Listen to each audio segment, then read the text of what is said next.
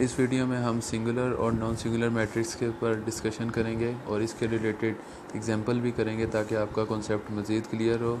ये बहुत important concepts हैं सिंगुलर और नॉन सिंगुलर मैट्रिसेस की। इसकी एक बेसिक डेफिनेशन है, ये दोनों आप ये देख लें, उसके बाद हम एग्जांपल की तरफ जाएंगे। सिंगुलर मैट्रिक्स क्या होती है?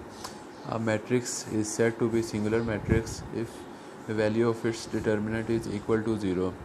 कोई भी मैट्रिक्स है उसकी जब हम डिटर्मिनेंट फाइंड करते हैं, अगर तो डिटर्मिनेंट ज़ीरो आ जाता है डिटर्मिनेंट का आंसर, फॉर एग्जांपल हमारे पास एक मैट्रिक्स ए मैट्रिक्स है, उसका जब हमने डिटर्मिनेंट फाइंड किया, डिटर्मिनेंट का आंसर हमारे पास अगर ज़ीरो आ गया तो उसको हम कहेंगे कि ये सिंगुलर मैट्रिक्स है if it's determinant is equal to zero.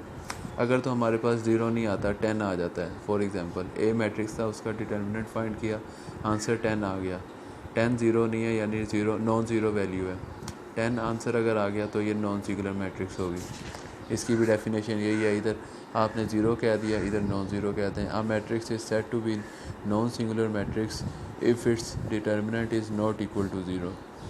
अगर तो ज़ीरो हुआ तो सिंगुलर मैट्रिक्स, अगर नॉन ज़ीरो हुआ तो नॉन सिंगुलर मैट्रिक्स। इसके बाद हम इसकी रिलेटेड एक एग्जांपल करते हैं जिससे आपका कॉन्सेप्ट मज़ीद क्लियर होगा।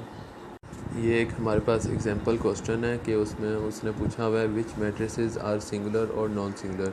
उसने काफ़ी मैट्रिसेस गिवन दी हुई हैं और कह रहा है कि कौन सा मैट्रिक्स इसमें सिंगुलर है, नॉन सिंगुलर है। एक ये क्वेश्चन है, एक ये क्वेश्चन है। इसमें हम सेकंड पार्ट कर लेते हैं। ये मैट्रिक्स हमें गिवन है और हमने चेक करना है कि ये मैट्रिक्स सिंगुलर है कि नॉन सिंगुलर है। ये क्वेश्चन था हमारा, सिंगुलर के नॉन सिंगुलर।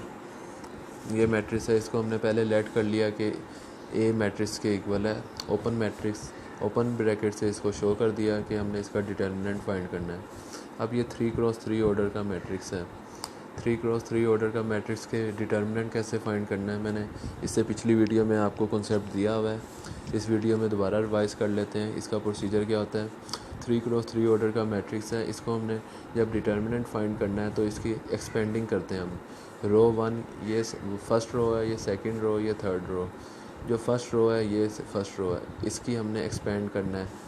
इसको एक्सपेंड रो 1 यानी R1 का मतलब रो 1, इसको एक्सपेंड करना है। अब इसका फर्स्ट एलिमेंट कौन सा होता है? ये 2 एलिमेंट है, इसको हमने इधर लिख लिया। उसके बाद ओपन ब्रैकेट्स लिखनी है, 2 के सामने वाली रो और सामने नीचे वाली कॉलम। जो 2 है इसका इसी की रो और इसी की कॉलम को हमने डिलीट कर देना है। सपोज़ करना है कि ये और ये माइनस हो गए हैं। जब ये माइनस हो गए तो बाकी एलिमेंट्स कौन से बचे? ये एलिमेंट्स बचे, ये एलिमेंट्स बचे, इनको हमने ओपन ब्रैकेट्स में लिख देना है। 1 - 3 0 5, ये हमने लिख लिया। उसके बाद सेकंड एलिमेंट क्या है? 3 हमने लिख लिया। 3 वाली रो और 3 वाला ही कॉलम ये हमने डिलीट कर देना है कि समझना है इसके एलिमेंट्स नहीं है। ये इसका प्रोसीजर का एक स्टेप है कि हमने जो एलिमेंट सेलेक्ट करना है उसकी रो और उसके कॉलम के एलिमेंट्स को नहीं कंसीडर करना, बाकी एलिमेंट्स लिख लें। अब ये 3 है तो 3 की कॉलम और 3 की रो के एलिमेंट्स को नहीं देखना। अगर इसके ये एलिमेंट्स डिलीट हो गए, बाकी क्या बचा? 1 2 0 5, 1 2 0 5 को ओपन ब्रैकेट में लिख देना, 1 2 0 5। उसके बाद हमारे पास थर्ड एलिमेंट है, इसकी कॉलम और इसकी रो को डिलीट कर देना है। बाकी ये बचे 1 2 1 - 3, 1 2 1 - 3। इसके बाद आपको मैंने बताया था कि प्लस माइनस की सीरीज़ इस तरह होती है कि पहला जो एलिमेंट होता है उसके साथ प्लस माइनस फिर प्लस।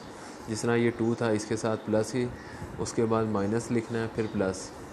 यहाँ पे +3 था, जिस तरह ये क्वेश्चन आप देखें तो +3 क्वेश्चन में लिखा हुआ है, हमने इधर माइनस लिखा है क्योंकि ये जब डिटर्मिनेंट फाइंड करते हैं तो इसमें सीरीज़ हम ये रखते हैं, सबसे पहले प्लस, उसके बाद माइनस, उसके बाद प्लस। ये -1 था, इसके शुरू में प्लस लिख लिया, पर प्लस माइनस माइनस ही होता है, यहाँ पे माइनस ही आ गया। उसके बाद सिंपल आपने 2x2 ऑर्डर का मैट्रिक्स है, इसका डिटर्मिनेंट फाइंड कर लेना है। 5 × 1, दरमियान में माइनस, -3 × 0, यहाँ पे -3 आएगा। उसके बाद ये -3, इसको भी मल्टीप्लाई कर लेना, 5 × 1, इसको मल्टीप्लाई, डायगोनल्स को आपने मल्टीप्लाई करना होता है असल में। ये डायगोनल है, इसको आपने मल्टीप्लाई करना है, इसको मल्टीप्लाई करना है, सेंटर में माइनस का साइन आएगा। इसको आपने मज़ीद सॉल्व करते जाना है तो आपके पास मेन कॉन्सेप्ट, जब यहाँ तक आपने सॉल्व कर लिया, 10 - 15 + 5, तो 15 - 15, ये ज़ीरो हमारे पास आंसर आ गया डिटर्मिनेंट का। डिटर्मिनेंट ए मैट्रिक्स था, उसका हमने जब डिटर्मिनेंट फाइंड किया तो आंसर हमारे पास ज़ीरो आ रहा है। और क्वेश्चन में कहा गया था कि ये मैट्रिक्स है, इसका हमने चेक करना है कि कौन से मैट्रिक्स सिंगुलर है नॉन सिंगुलर है। जैसा कि हमारे पास डिटर्मिनेंट ज़ीरो आ रहा है, इसको हम नीचे लिख देंगे hence prove shows this matrix is singular matrix, कि ये हमारा जो मैट्रिक्स है ये सिंगुलर मैट्रिक्स है। क्यों मैट्रिक्स सिंगुलर है? क्योंकि हमारा जो डिटर्मिनेंट है उसका आंसर ज़ीरो आया। इसी तरह हमारे पास ये क्वेश्चन था पार्ट 1 इसका, कि इसने कहा था कौन कौन से सिंगुलर हैं नॉन सिंगुलर हैं। ये आपने पूरा सॉल्व इसका प्रोसीजर देख लिया। हमने पार्ट 2 किया इसका कि ये सिंगुलर आया हमारे पास मैट्रिक्स, ज़ीरो इसका डिटर्मिनेंट आया। इसी तरह जब जो फर्स्ट पार्ट है इसका भी जब आप डिटर्मिनेंट फाइंड करेंगे तो इसका हमारे पास आंसर आ रहा है 26, ये नॉन ज़ीरो है। तो इसका हम लिख देंगे shows the matrix is non singular, यानी ये मैट्रिक्स आएगा, इधर एक मैट्रिक्स है इज़ नॉन सिंगुलर। ये जो हमारे पास मैट्रिक्स है ये नॉन सिंगुलर है। उम्मीद है आपको कॉन्सेप्ट क्लियर हो गया होगा कि कौन सा मैट्रिक्स सिंगुलर है नॉन सिंगुलर है। चेक करने के लिए सिंपल हमने डिटर्मिनेंट फाइंड करना है।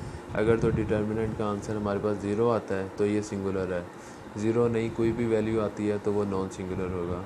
और डिटर्मिनेंट का कॉन्सेप्ट आप इससे पिछली वीडियोस देख सकते हैं कि डिटर्मिनेंट किस तरह फाइंड करते हैं। इसमें भी उम्मीद है आपको रिवीजन होगी।